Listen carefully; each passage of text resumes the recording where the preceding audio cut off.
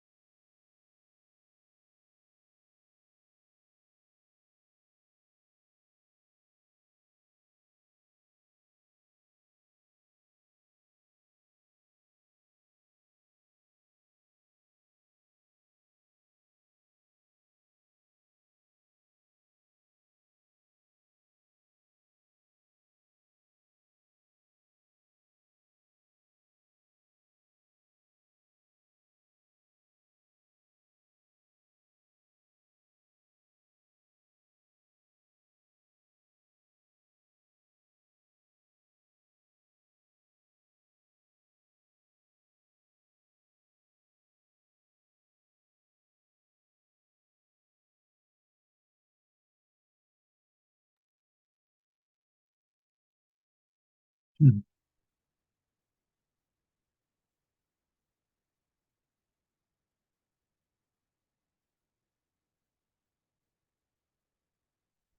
Buenas tardes, estimados alumnos. ¿Me confirman si ya la clase terminó la doctora?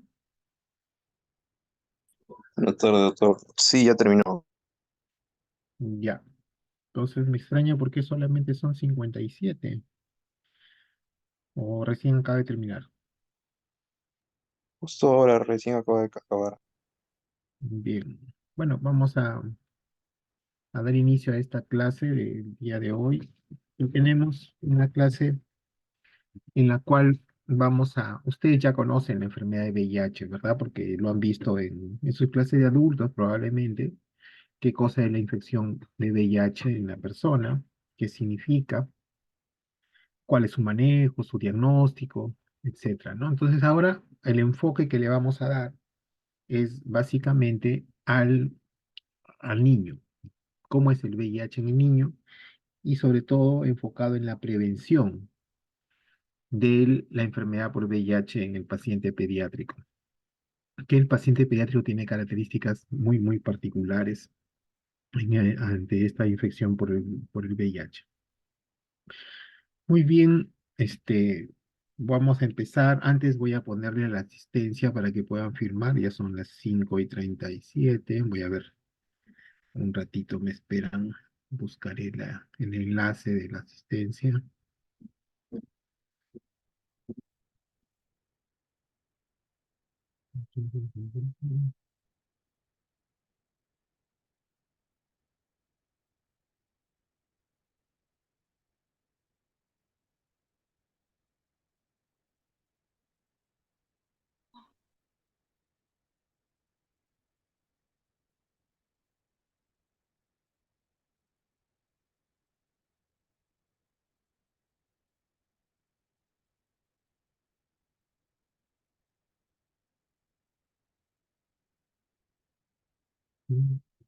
El chat.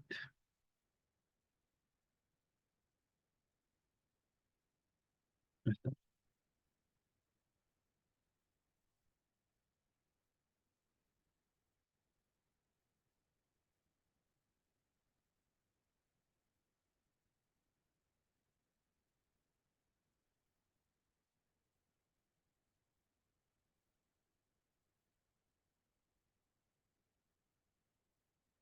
Ya.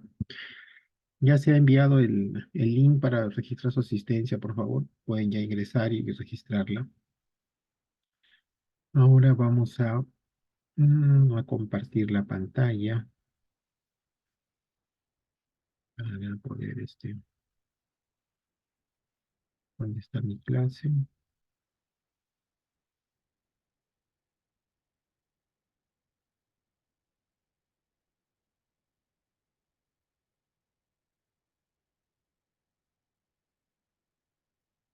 Bien, ¿me confirman si se ve, por favor, la presentación? Sí se ve, doctor. Gracias. Bien. Hoy vamos a presentar lo que es la prevención de la transmisión vertical del VIH, de la infección por el virus de inmunodeficiencia humana, y lo que significa, pues, el ser hijo de madre con VIH para el niño, ¿no? Vamos a presentar un caso clínico que quiero que pongan todos atención, eh, que les puede ocurrir en su serum, por ejemplo, ¿no? Una madre va a su consulta con su bebé que ya tiene un mes de vida, el bebito. El producto fue un parto eutóxico en un centro de salud. La mamá no se controló el embarazo adecuadamente, ¿no? Y a la madre le hicieron una prueba rápida en el parto y le dijeron que era positiva. Y al acta le dijeron pues que no le dé de lactar y a la madre le dieron tratamiento antirretroviral. Entonces la mamá viene a preguntar por su bebé. Dice que al bebito nunca lo vieron y quiere saber si su bebé tiene VIH o no tiene VIH. Esa es la pregunta. ¿Qué dicen, chicos? Vamos a, vamos a ponerle una pequeña encuesta. Voy a dejar de compartir. Creo que lo preparé aquí en esta zona donde están votaciones. A ver, vamos a ver qué pasa con esta pregunta. A ver, la primera pregunta es, ¿el bebé tiene VIH? ¿Sí, no o no sabe? Por favor, respondan. Ustedes pueden responder es anónimo, pueden responder. ¿El bebé tiene VIH? Sí, no o no sabes. Y luego pueden responder qué examen solicitar, ¿no? ¿Qué examen solicitar?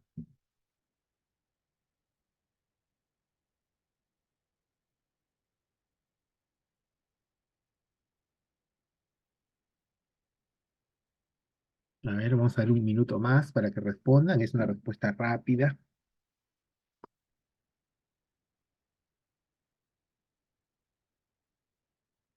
Hasta ahora van votando 45 personas solamente. Ustedes son más. No sean tímidos, chicos, respondan. No, no sale el nombre de quién vota, por favor, así que no hay nota tampoco para esto. Solo quiero que respondan para ver cuál es su concepto y ver qué puntos puedo yo reforzar, aclarar. ¿Ya? Ya han votado 59 personas y son 90 participantes. ¿Mm? Anímense, anímense en votar, chicos, en dar su opinión. Es importante. Bien. Bien.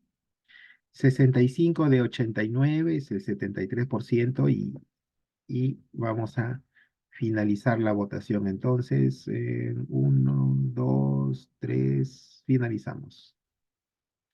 Voy a poner los resultados para que ustedes puedan verlo. ¿Pueden verlo, chicos? Sí, doctor, sí se ve. Ya. El bebé tiene VIH. El 45% dice sí, su bebé tiene VIH, señora. No, no tiene VIH, el 8%. Y un 47% no sabemos. No sabemos. ¿Ok? Está bien. Ahora, en el contexto de qué examen solicitaría para saber si mi bebé tiene o no tiene y responderle a la mamá su pregunta, 69% dice que hay que pedir ELISA para VIH. El 18% dice Western Blot para VIH y un 12% dice PCR para VIH. Bien, entonces creo que esto demuestra que deben poner mucha atención a esta clase, es importante, para poder responder adecuadamente a esta pregunta. Entonces, esos porcentajes los vamos a dejar ahí, de repente al final repetimos las preguntas para darles las respuestas correctas, ¿ya? Entonces pongan atención, por favor. Ahora voy a volver a compartir pantalla. Compartimos nuevamente. Mm, ¿Qué pasó? ¿Qué pasó? Ya. Este es el caso clínico y estos son los exámenes que debería solicitar, que ya les he dicho, pues ya ustedes han marcado también, así que vamos a comenzar la clase, ¿no? ¿Qué sabemos del VIH? Fíjense, ya ustedes lo han estudiado en adultos. Esto empieza en el año de Doctor, 1900, disculpe, ¿sí? no se está moviendo la diapositiva, sigue en la diapositiva 1. Ay, caray, ¿y eso qué significa? A ver, vamos a ver. Porque debería de... A ver, ¿todos están viendo la diapositiva 1? Sí, doctor, se ve la diapositiva uno. Ok, entonces voy a dejar de compartir y volver, ¿ya? Vamos a ver si lo arreglamos así. ¿Qué pasó? ¿Por qué? ¿Por qué? ¿Por qué se queda en la diapositiva 1? Ver... O sea, a ver, a compartir pantalla. Vamos a hacerlo de otra forma. Vamos a compartir toda la pantalla. Y ahora, a ver si me dicen que ven. Sí, doctor, ahora sí. Esta es la carátula. Este es el caso clínico. ¿Está cambiando? Sí, doctor, sí se ve. Examen, subida. Ok, ya. Entonces, los antecedentes le decía pues que en el año de 1981 fueron los primeros casos de pacientes de sexo masculino que lamentablemente eran pacientes homosexuales y tenían un grado de inmunodeficiencia severo importante que llamó la atención, ¿no? Entonces, y encontraron que el agente que causaba neumonía en estos casos de inmunodeficiencia era Pneumocystis carini, llamado carini en esa época. Actualmente ya no se llama carini, se llama Pneumocystis jirovecii, ¿de acuerdo? Y eso llevó a plantear el término de SIDA, que es el acrónimo de síndrome de inmunodeficiencia adquirida, porque estos pacientes no tenían inmunodeficiencia previa, recién incursaban con inmunodeficiencia. Entonces se dijo inmunodeficiencia adquirida. Y un síndrome porque no se sabía cuál era la posible causa, ¿no? Fíjense que pasó un año más, en el 83, ya pudieron identificar, aislar el virus causante del VIH, ¿no? Que es el virus del VIH. Y pasaron 4 años más para que recién la FDA autorizara el uso del primer medicamento antirretroviral, porque estos virus son clasificados como retrovirus. ¿Y por qué se llaman retrovirus? Porque a partir de su ARN se convierten en ADN dentro de la célula del huésped. Por eso te tiene retrovirus. Y eso gracias a una transcriptasa reversa, que es una enzima que tiene el virus también. Entonces, ya hay un medicamento para el tratamiento del VIH, que era la sidobudina, que tenía un efecto espectacular en los primeros casos. Lamentablemente se vio que rápidamente se generaba resistencia. La sidobudina sola no podía controlar el virus. Entonces se planteó el concepto de targa, es decir, nuevos medicamentos tuvieron que surgir para dar un tratamiento antirretroviral de gran actividad, que es el targa, en el cual combinan por lo menos 3 medicamentos. Es lo que se mantiene hasta la actualidad y lo que se logra es el control de la enfermedad, más no la curación, porque la erradicación del virus hasta ahora parece muy difícil. Y esto es porque el genoma del virus, este ARN, al convertirse en ADN en el citoplasma gracias a la transcriptasa reversa, ingresa dentro del núcleo y dentro del ADN del huésped se incorpora. Entonces permanece escondido en el ADN de las células a las cuales se infecta. Y este es el ciclo biológico que en verdad ustedes ya lo deben haber revisado en clases anteriores. Y solamente para resumirles, es el primer contacto que tiene el virus. El virus aquí, no sé si pueden ver mi puntero. Creo que hay un punterito más bonito.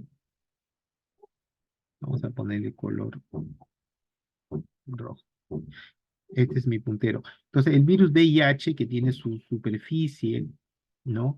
Eh, tiene un contacto con los linfocitos CD4 porque requiere un receptor. El receptor es la puerta de entrada con el virus. Este receptor se une, se acopla, se fusiona a estas membranas e ingresa el material genético del virus ARN dentro del citoplasma. Y gracias a la acción de la transcriptasa reversa del virus, convierten esta molécula ARN en ADN doble cadena. Este ADN viral se incorpora dentro del núcleo y gracias a sus enzimas integrasas se integra en el ADN del huésped. Una vez dentro del ADN del huésped, entonces puede ejercer órdenes para formar proteínas del virus. Estas órdenes se transforman en ARN mensajero y luego se transcriben en formación de proteínas víricas. Y estas proteínas víricas son ensambladas y formadas nuevos virus que salen al exterior como viriones. Entonces, este es el ciclo biológico del virus. Y estos puntos, estas enzimas, tanto la transcriptasa reversa, la integración, han sido focos de medicamentos, ¿no? Existen medicamentos, por ejemplo, que inhiben la fusión, otros que inhiben la transcriptasa reversa, otros inhibidores de integrasa, por ejemplo. Entonces, son medicamentos que actúan dentro del ciclo vital biológico del virus VIH, bloqueando su reproducción.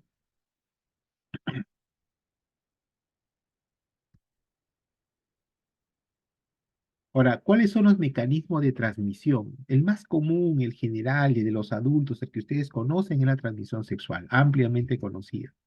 También sabemos que se puede ir por transfusiones sanguíneas, por compartir jeringas en los drogadictos de drogas endovenosas y la famosa transmisión vertical, que es el motivo de la clase de hoy. Transmisión vertical significa que la mamá que está enferma por VIH, que está infectada por VIH, es capaz de transmitir al producto de la gestación, es decir, al feto o al neonato, luego de nacimiento, ¿no? Entonces, la transmisión vertical es lo que nosotros vamos a hablar.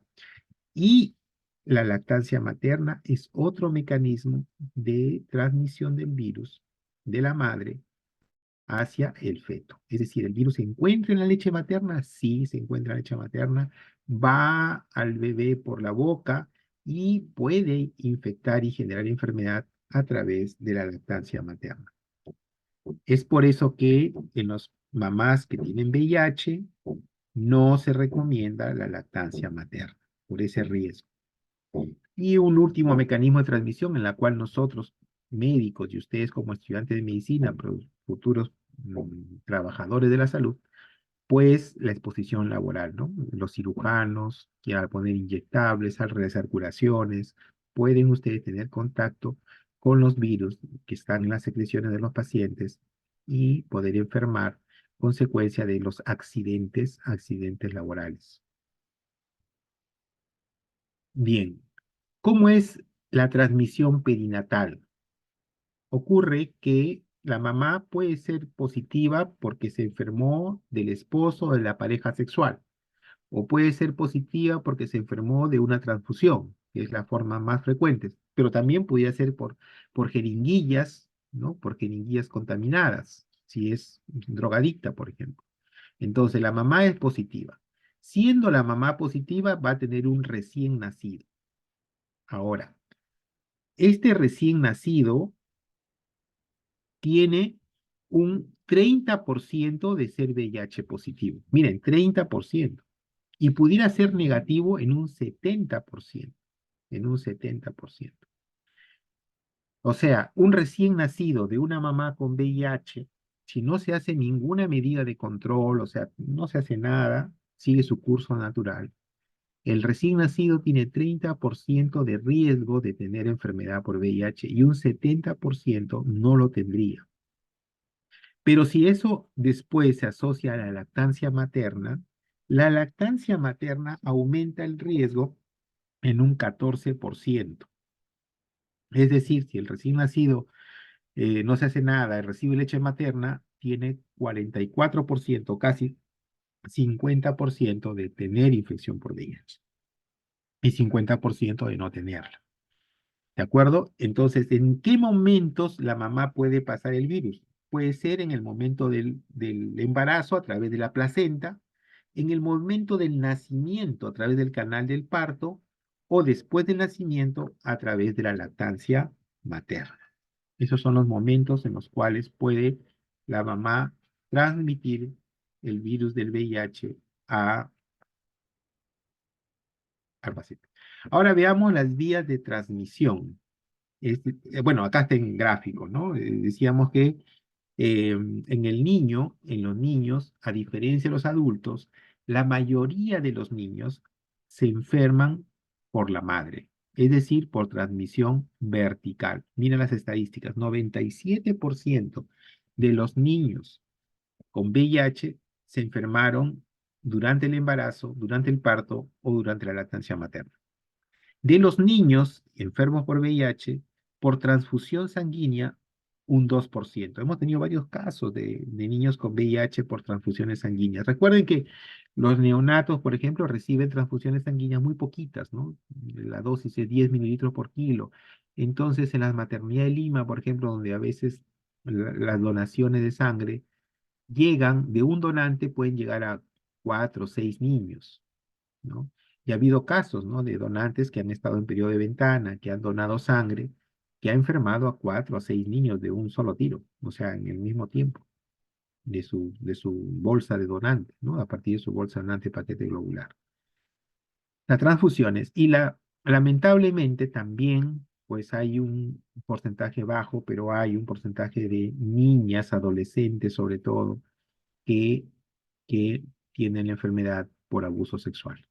No es lamentable, pero también hay esa estadística pero las estadísticas son al revés que en adultos, ¿no? Mientras que en adultos la mayoría son por transmisión sexual, menos por transfusiones, aquí en los niños es al revés. Entonces, ¿cómo hacemos? ¿Qué mecanismo podemos tener nosotros para prevenir esa transmisión vertical? El principal objetivo para frenar la transmisión vertical, lo más importante, la piedra angular, es identificar reconocer, saber qué madres son seropositivas. O sea, si yo identifico a la mamá que tiene la enfermedad por VIH o la infección por VIH y la manejo adecuadamente, voy a disminuir significativamente el riesgo de transmisión al bebé. Entonces, lo principal es identificar a las madres seropositivas. Y ustedes en su curso de ginecobstetricia han visto que dentro de los controles prenatales se debe realizar las pruebas rápidas para detectar la infección por VIH en el primer trimestre y en el tercer trimestre, ¿no? Para ver que realmente la mamá no tenga la infección por VIH. Entonces, si yo detecto a una mamá que tiene infección por VIH, o yo ya sé que esa mamá tiene infección por VIH porque está tomando medicamentos, tiene y se embaraza, porque desea embarazarse. Ahora, las mamás con VIH pueden planificar su maternidad, o sea, no se les prohíbe no tener hijos, ¿no? Entonces, ya sé que tiene VIH y se embaraza. Entonces, estas mamitas tengo la opción de darle antirretrovirales. O sea, te puedo tratar a la madre, puedo darle tratamiento a la madre para disminuir la transmisión intraútero. Ahora, ese embarazo va a seguir su curso y va a terminar en un parto cuando el bebé llegue a término. Entonces, hay una opción de un tratamiento o una prevención intraparto. Se sabe que los partos vaginales favorecen la transmisión en un 30 a 50%. ¿De acuerdo? Entonces yo debo de evitar los partos vaginales. Entonces se promueve que una mamá con VIH controlada lleve a un parto cesárea. Ahora, esto está cambiando últimamente, o sea, también las mamás tienen opción de tener partos vaginales cuando cumple ciertas condiciones específicas. Cuando cumple ciertas condiciones específicas, pueden llegar a partos vaginales. Por ejemplo, si una mamá llega a una emergencia ginecológica y ya está con una dilatación mayor de 4, ya no se recomienda la cesárea y tiene que ir preferentemente a parto vaginal. ¿De acuerdo? Si una mamá llega y tiene un RPM prolongado, ya el RPM ya me dice pues que ahí el contacto con el bebé y la cesárea no va a ser tan efectiva. Entonces puede ir a parto normal. No son condiciones en las cuales se podría tener parto normal. La recomendación es que llevemos en la mayor parte posible a una cesárea programada. ¿Y qué puedo hacer en esa cesárea programada? Dar tratamiento antirretroviral a la madre. Entonces puedo darle, en ese momento de alto riesgo, que es el parto, darle a la madre sidobudina endovenosa. ¿De acuerdo? Y la cesárea. Y la parte postnatal, en la cual el riesgo es la lactancia materna, aquí en las estadísticas de New England, por ejemplo, del 2016, decía que la lactancia materna puede dar 20 a 25%. Yo le decía algunas estadísticas, hablaban del 14%, pero por ahí está.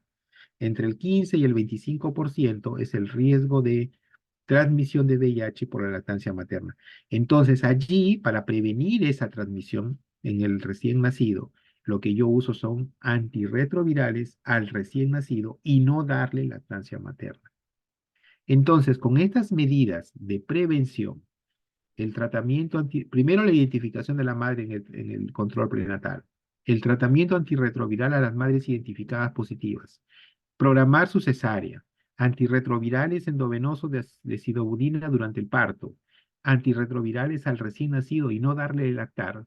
Con esta estrategia, el riesgo de que el niño tenga infección por VIH de esta madre enferma por VIH disminuye a menos de 1%, de lo que era 44% a 50%, disminuye a menos del 1%. Y eso lo han demostrado los países en los cuales el control prenatal es adecuado, los países desarrollados. En nuestro país tratamos de llegar a eso, tratamos de llegar a eso. Lamentablemente, lo que frena esta estrategia es justamente la baja cobertura del control prenatal adecuado. Entonces, esa es la función de todos nosotros, promover el control prenatal adecuado. Ustedes van a hacer control prenatal en sus serums, hacer los exámenes que corresponden en los tiempos que corresponden para así proteger a ese recién nacido. Y entonces se ha planteado tres escenarios posibles de transmisión del VIH, tres escenarios. El escenario 1, el primer escenario, es una gestante que por primera vez se le diagnostica infección VIH durante su control prenatal. O sea, es una mamá que no sabía y en los controles prenatales aparece que tiene VIH. Ese es el escenario 1. ¿De acuerdo? El escenario 2 es una mamá que ya sabía que tiene VIH, o sea, era una mamá con VIH que sale embarazada. Es decir, que ya estaba en tratamiento antes del embarazo. Es una mamá controlada y que sale embarazada. Y a ella ese se llama escenario 2. Y el escenario 3, esa es la paciente que ha sido diagnosticada por primera vez ya en el parto. O sea, en el parto es el diagnóstico. No se controló bien, no recibió antirretrovirales recién. Evidentemente, esta mamá es la de mayor riesgo, ¿no? Estos escenarios pueden ser revisados en la norma técnica de diciembre de 2019 del MINSA, que está en la web. Entonces, ¿qué hacer? ¿Cómo prevenimos la transmisión del VIH en el recién nacido en los diferentes escenarios? Para el escenario 1, en la cual la mamá se diagnostica recién por primera vez en sus controles prenatales, la mamá debe recibir tratamiento antirretroviral. Debe recibir a partir de las 12 semanas. A partir de las 12 semanas de gestación, o sea, el cuarto mes, recibe preferentemente tenofovir, emtricitabina más raltegravir. Ese es el tratamiento recomendado. Y debe recibir un tratamiento endovenoso con sidobudina 2 horas antes de la cesárea hasta el momento de ligar el cordón umbilical. Entonces, se le da sidobudina endovenoso 2 horas antes de la cesárea y hasta el momento de ligar el cordón umbilical. Y al recién nacido le tengo que dar sidobudina 4 miligramos por kilo por dosis cada 12 horas, es decir, mañana y noche, durante 4 a 6 semanas. ¿Qué diferencia hay en 4 o 6 semanas? Le doy 4 semanas y la madre recibió sidobudina en el parto, ¿de acuerdo? Y si no recibió sidobudina en el parto, le doy 6 semanas. Y en todo se le suspende la lactancia materna. El escenario 2 es la mamá gestante que ya tenía VIH antes del embarazo, se hace igual que en el escenario 1. Lo mismo, las mismas recomendaciones. ¿De acuerdo? Y el escenario 3 es aquella mamá que se diagnosticó durante el parto. ¿De acuerdo? Entonces, allí recuerden que se recomienda parto vaginal si la dilatación es mayor de 4 o las membranas están rotas. Y al niño se le va a dar sidobudina a la misma dosis, pero se le agrega lamivudina, 2 miligramos por kilo por dosis cada 12 horas, y estos dos medicamentos por 6 semanas. Y un tercer medicamento que es la nevirapina, que se da en 3 dosis, 12 miligramos por kilo, en 3 dosis. Al nacer, ¿no? Al nacer es el primer día, al tercer día y al séptimo día. Primer, tercer y séptimo día, y en todos no se da lactancia materna, ¿no? Esas son las recomendaciones que tenemos para nuestros recién nacidos de mamás con VIH, diagnosticados antes del embarazo, diagnosticados en el control prenatal o diagnosticados en el momento del parto. Y ahora vamos a ver qué manejo hacemos al niño expuesto al VIH. ¿A quién llamamos niño expuesto al VIH? El niño es el recién nacido que nace de una mamá con VIH. Entonces, ese niño no sé si tiene VIH. No sé. Como les dije, si hablo en estadísticas, el 70% podría no tener VIH y el 30% sí tenerlo al momento del nacimiento. Y ese riesgo incrementarse en 15 a 25% si es que le doy de lactar. ¿De acuerdo? Entonces, ¿qué exámenes debo de pedir? Acá es importante. ¿Qué exámenes debo pedir? Y acá sí, chicos, les voy a recomendar, voy a hablarles algo. En adultos nos enseñaron que el VIH se diagnostica mediante las pruebas de tamizaje, que son las pruebas de ELISA. Una prueba de ELISA positiva no me hace diagnóstico. Tengo que hacerle 2 pruebas de ELISA. Y si me salen las 2 positivas, Pues hago la confirmación con una prueba más específica que es el Western blot. El Western blot sale positivo, ya le digo, señora, ¿sabe qué? Usted tiene VIH. ¿De acuerdo? Eso es en adultos. ¿Quién me dice de ustedes qué cosa es lo que busca las pruebas de Lisa, las pruebas de Western blot? ¿Qué buscan? A ver, chicos, alguien, para no hablar yo solo. ¿Nadie? A ver, se encuentra mi alumna Candy, de grupo 6 Almenara. ¿No está? Candy. Mm, Nayeli. Sí, doctor. A ver, ¿qué es lo que mira en nuestra prueba de Lisa?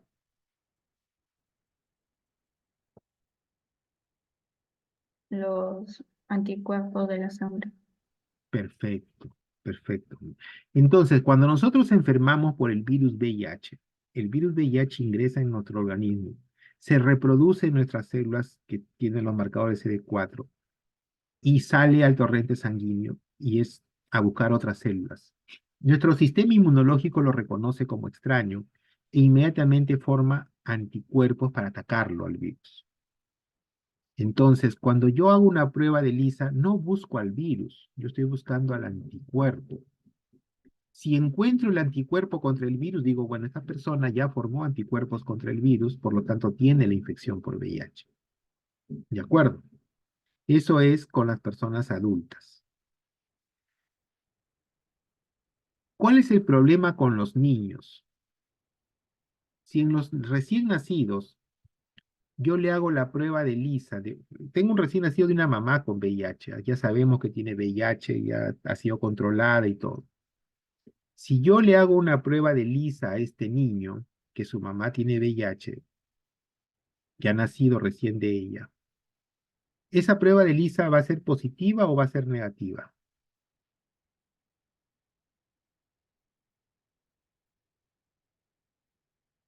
A ver, chicos, Probablemente sea positivo, ¿por qué? porque aún puede tener anticuerpos maternos. Muy bien. Recuerden que las pruebas, la de Lisa, miran IgG. Las pruebas de Lisa miran generalmente IgG. Y la IgG es un anticuerpo que pasa la barrera placentaria. Es decir, los recién nacidos nacen con anticuerpos maternos, con IgG. Y eso es buenísimo.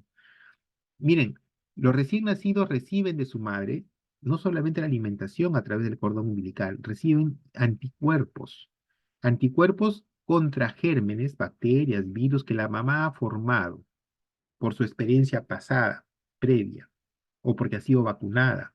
Entonces el recién nacido nace con esos anticuerpos ya formados contra el virus. Nace. Y los tiene ahí el tiempo que duran los anticuerpos. Y los anticuerpos pueden durar hasta un año, máximo un año y medio, los anticuerpos. Por eso que si a un niño yo le hago una prueba de Lisa, va a salir positiva. Y eso no significa que tenga enfermedad por VIH. Podría ser de la madre, como bien dice su compañera. Entonces, para yo diagnosticar VIH en el niño, no me sirven las pruebas que miden anticuerpos.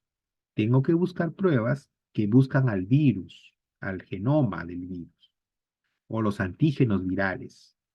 Entonces, las pruebas más usadas, el estándar, es usar PCR, reacción en cadena polimerasa, para ADN principalmente, o para ARN, ¿no? Cualquiera me sirve. Entonces, el PCR es importante, ¿de acuerdo? En un niño menor de año y medio, si yo quiero diagnosticar, saber que tiene infección por VIH, no me sirven las pruebas de Lisa ni Western blot. Me sirven las pruebas que buscan los virus, las pruebas de PCR, ¿de acuerdo? ¿Por qué? Porque los anticuerpos los ha recibido de la madre y no me sirve para su diagnóstico. La prueba de PCR se recomienda en un niño que no es de riesgo, debe ser en el primer mes, no inmediatamente al nacimiento, sino en el transcurso del primer mes hacer la primera prueba de PCR. Y ahí tienen el cuadrito en el cual dice la prueba de PCR del primer mes. Puede ser PCR positiva o puede ser PCR negativa. Tiene dos opciones. Con una prueba de PCR tampoco se hace diagnóstico. Necesitamos una segunda prueba.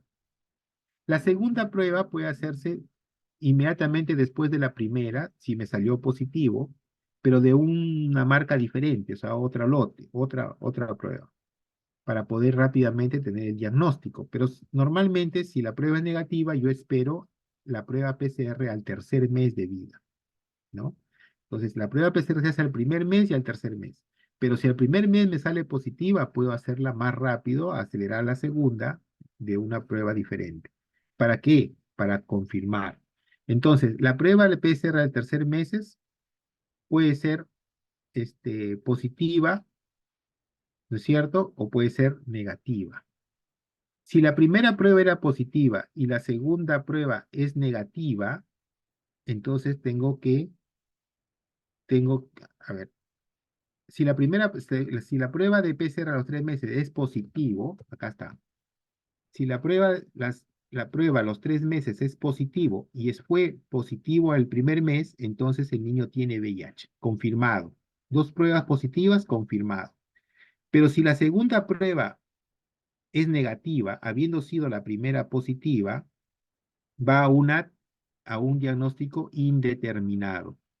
Todavía no puedo confirmar. Si la primera fue negativa y a los 3 meses es positivo, sigue siendo indeterminado. Si la primera fue negativa y la de segunda es negativa, entonces ese niño es negativo, descartado. ¿Qué hago con los indeterminados? Se le hace una tercera prueba después, ¿no? Al cuarto mes está acá. Esa tercera prueba ya es la dividente. Si es positiva, es el niño positivo. Si es negativo, el niño es negativo. Y este niño positivo tiene que ir a un manejo integral por pediatría e infectología pediátrica del tratamiento y seguimiento del niño con VIH. Entonces, esta es, digamos, el flujograma que seguimos para hacer el diagnóstico de VIH en el niño hijo de madre con VIH. ¿Cómo categorizamos los riesgos de tener infección por VIH? ¿Cuándo es un bajo riesgo de transmisión materno-infantil? Pues las madres que reciben tratamiento antirretroviral durante la gestación y han suprimido los virus, o sea, no hay virus circulantes, entonces el riesgo es bajo. Y la profilaxis se podría dar solo con sidobudina por 4 semanas. El alto riesgo de transmisión materno-infantil de VIH se ve en mamás que no han recibido tratamiento antirretroviral, tampoco durante el parto, ¿de acuerdo? Gestantes que reciben tratamiento antirretroviral antes y durante el parto, pero la carga viral es alta, sobre todo si es mayor de 1000, y si el parto fue vaginal, ¿no? Y el otro grupo grande de riesgo son aquellas que tienen infección aguda por VIH en el embarazo, lactancia. O sea, son las mamás que se infectan en el embarazo o en la lactancia. Entonces, ellas tienen una alta carga viral y un alto riesgo de transmitir VIH al niño. Entonces, ahí el niño tiene que recibir la triple terapia. Sidobudina más lamivudina por 6 semanas, como le decía, más nevirapina, 3 dosis al primer, tercer y al séptimo día. El objetivo del Ministerio de Salud y la norma técnica de prevención es bajar la transmisión vertical a menos del 2%, y es posible. ¿Cómo se logra esto? Si nosotros hacemos un control prenatal a todas nuestras mamás en un mayor al 95% de todas las gestantes. Si más del 95% de las gestantes le hacemos el tamizaje con VIH. Si más del 95%, estas mamás reciben tratamiento antirretroviral después de las 12 semanas. Y a todos los niños que nacen de mamás con VIH, se les da tratamiento preventivo a más del 95%. Por lo tanto, de esa forma podemos disminuir la transmisión vertical. ¿Y cómo podemos diagnosticar a los niños precozmente? Pues con las pruebas de diagnóstico, que es el PCR para ADN, ¿ok? O PCR para RNA también. Al nacimiento, en el primer mes y a los 3 meses. De esa forma, detecto precozmente a los lactantes infectados con VIH para que reciban un tratamiento y seguimiento adecuado. Acá algunas estadísticas, ¿no? Del año 2018, antes de la pandemia. Yo creo que con la pandemia eso se ha incrementado. Este, casi 2 millones de niños con VIH y solamente la mitad tienen acceso a tratamiento, ¿no? Cada año, miren, más de 160.000 casos nuevos en niños, ¿ya? Y mueren alrededor de 110.000 niños por SIDA todos los años. Yo creo que esas estadísticas faltan actualizar porque post pandemia debe estar peor.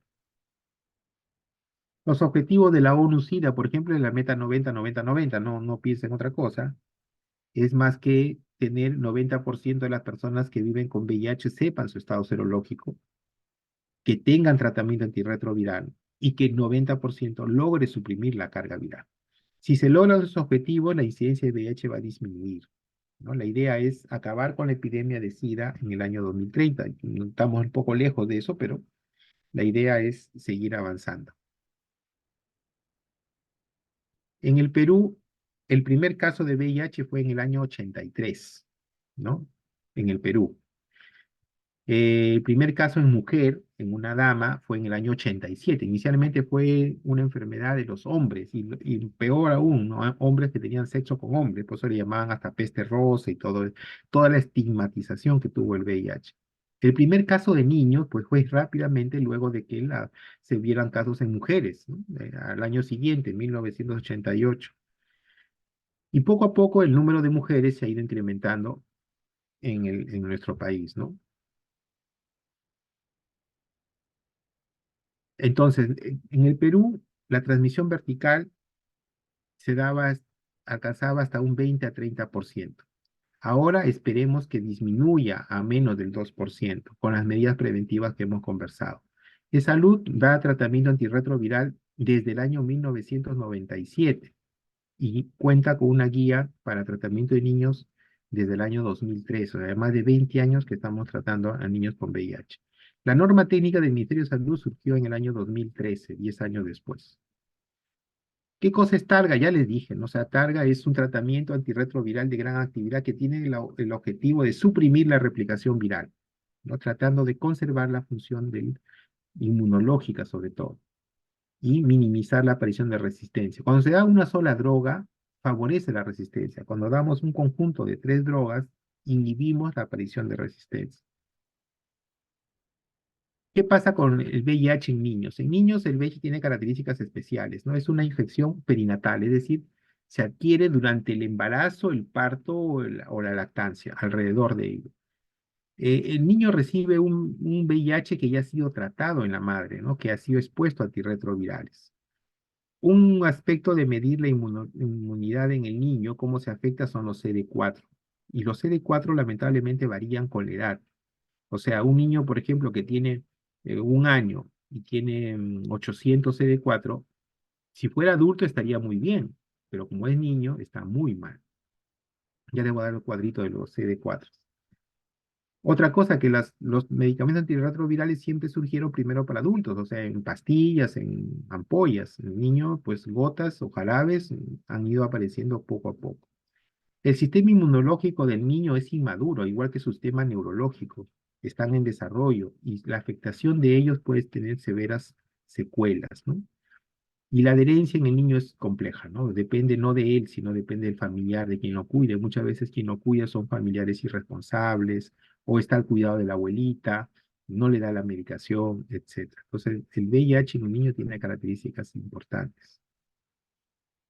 Algunas definiciones. El lactante expuesto al VIH, ya les dije que es el hijo, el niño de una mamá que tiene VIH. Por lo tanto, es expuesto, pero no sabemos si está enfermo. El lactante expuesto, presuntamente no infectado, es aquel que está creciendo bien, que todo está bien, y ese es un presuntamente no infectado. Y el lactante expuesto, no infectado con el VIH, es aquel que es cero revertor. ¿Por qué se llama cero revertor? Porque cuando nació de su mamá, cuando tenía 1 año, las pruebas serológicas daban positivas. ¿A qué me llamo pruebas serológicas? ELISA, Western blot salían positivas. Pero después del 1 año y medio, si no estaba enfermo, las pruebas serológicas salen negativas. Entonces cero revierte, cero convierte, es un cero revertor. El diagnóstico del lactante menor de 18 meses, ya les dije, tiene que tener 2 pruebas virológicas positivas, ¿de acuerdo? O ser un niño hijo de mamá con VIH y tiene diagnóstico clínico de SIDA, que es la clasificación categoría C de la CDC. O sea, no necesito un examen. Si tiene clínica de SIDA y es expuesto, tiene VIH. Y el niño mayor de 18 meses es igual que en el adulto. Tener una prueba positiva de ELISA confirmada con Western blot o inmunofluorescencia indirecta. O también si es un niño expuesto al VIH con diagnóstico clínico de SIDA, la categoría clínica C, lo mismo que anterior. Entonces, los objetivos es prevenir la transmisión del VIH luego del nacimiento, mantener la supresión viral, la carga viral indetectable, evitar infecciones oportunistas, disminuir las hospitalizaciones en el niño, que crezca y se desarrolle adecuadamente y mejorar la calidad de vida. Estos son los esquemas de tratamiento para los niños, ¿no? Para pacientes nuevos siempre se utiliza 3 drogas, 2 inhibidores, acá está, 2 inhibidores no nucleósidos de la transcriptasa reversa, sumado a un inhibidor de proteasa. Entonces acá tengo 3 drogas. Los inhibidores de proteasa pueden ser lopinavir, ritonavir, ratigaravir o nevirapina. Y para mayores de 3 años, puedo usar 2 inhibidores no nucleósidos de transcriptasa reversa más efavirenz, que es un inhibidor no nucleósido de transcriptasa reversa. Entonces son esquemas que se utilizan para niños menores de 3 años y para niños mayores de 3 años. Siempre usamos 3 drogas. Siempre el núcleo, la base, son 2 inhibidores ya nucleósidos de transcriptasa reversa asociados a un IP, que es inhibidor de proteasa, o asociado a un inhibidor no nucleósido de transcriptasa reversa, que es el efavirenz.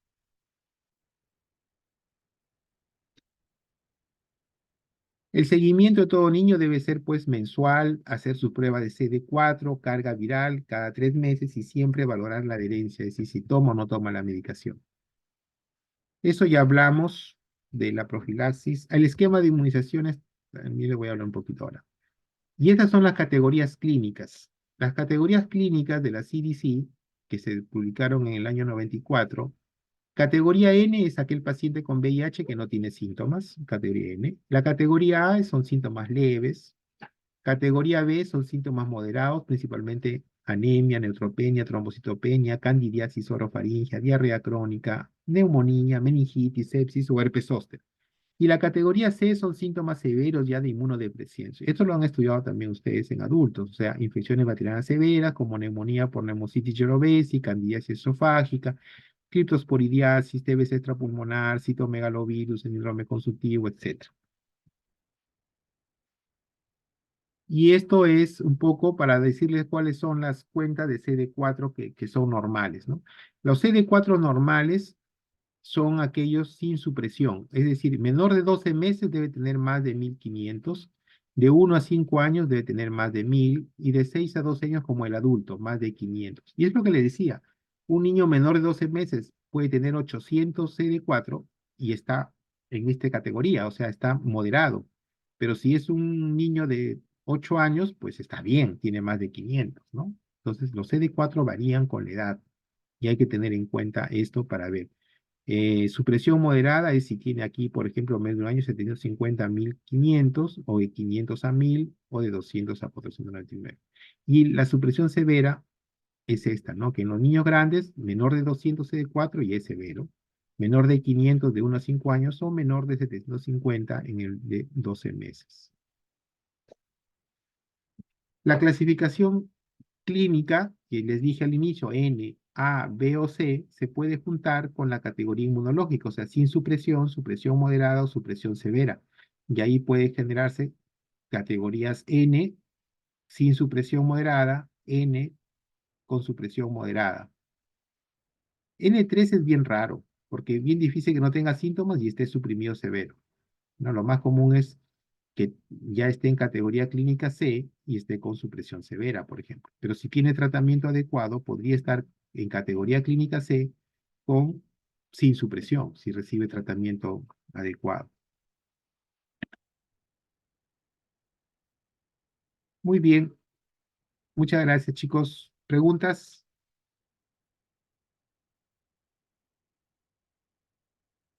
¿Preguntas? Voy a dejar de compartir. Doctor, una consulta. En Sí. cuanto a los cuidados perinatales, el clampaje del cordón, ¿en cuánto tiempo debería realizarse? Ay, muy buena pregunta. Muy buena pregunta. A ver, ustedes ya han hecho atención inmediata. Han hecho atención inmediata y les han explicado cómo se hace una adecuada atención inmediata y allí les han recomendado el clampaje tardío del cordón umbilical, ¿correcto? Les han dicho que sí, que el cordón umbilical se puede dejar unos minutos más, ¿no? Hasta que deje de latir y de esa forma favorecemos una mayor transfusión materna hacia el recién nacido para prevenir, evitar la anemia del lactante, ¿verdad? Eso se evita en el niño hijo de madre con VIH. El cordón umbilical debe clamparse lo más pronto posible. No se ordeña el cordón umbilical. No se le pasa más sangre al niño en el cordón umbilical. ¿De acuerdo? Para disminuir el riesgo de transmisión. En el niño además se tienen algunos otros cuidados. Dije que el parto preferentemente es cesárea. Una vez que el pediatra recibe, lo debe recibir con una toalla precalentada y el secado debe ser suave. A ustedes les enseñaron un secado vigoroso, ¿cierto? O sea, un secado vigoroso, con un buen masaje para estimular al recién nacido. Aquí es un secado suave, tratando de no generar lesiones en el recién nacido, ¿no? Eso es importante, esa es la diferencia del niño. Y el clampaje tiene que ser, el cordón umbilical tiene que ser rápido. Muy buena pregunta. ¿Alguna otra pregunta, por favor?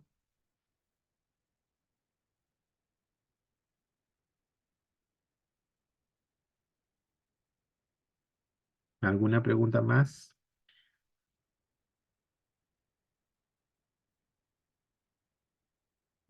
Bueno, entonces ya con esto creo que no hay necesidad de volver a nuestra encuesta.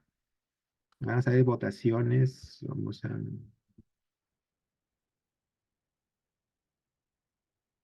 Ya no puedo volver a preguntar. Qué penita. Ya finalizó. Ya no puedo. Ah, reiniciar. Puedo reiniciar, dice. A ver, chicos, voten, por favor. Hagan sus respuestas ahora. Uy, eso sí que fue rápido. Solamente me han votado 3.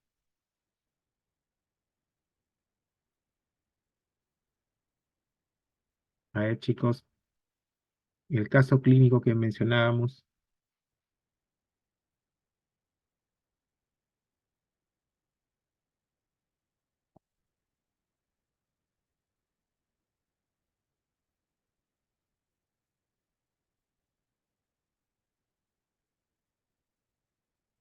Chun, chun, chun, chun, chun, chun, chun, chun, chun, chun, chun, chun.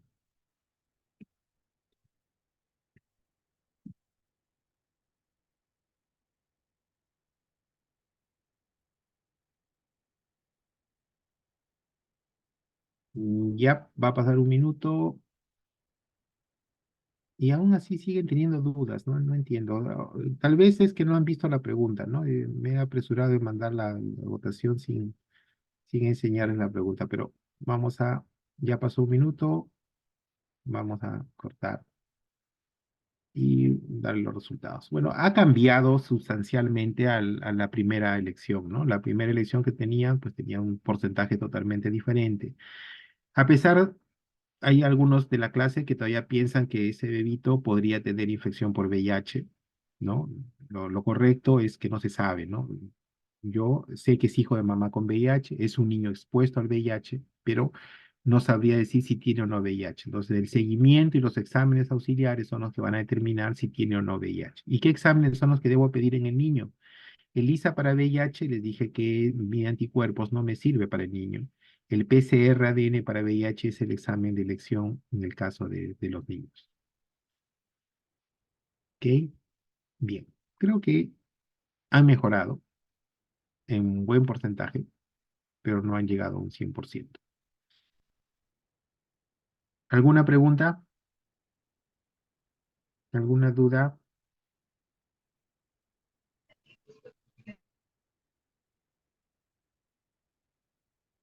¿No? ¿No preguntas? Bueno, muy bien, chicos. Entonces, muchas gracias. Muchas gracias por la atención y nos veremos ya conmigo en el examen. Hasta pronto. Gracias. Muchas gracias, doctor. Gracias, doctor. Gracias, doctor. Hasta luego.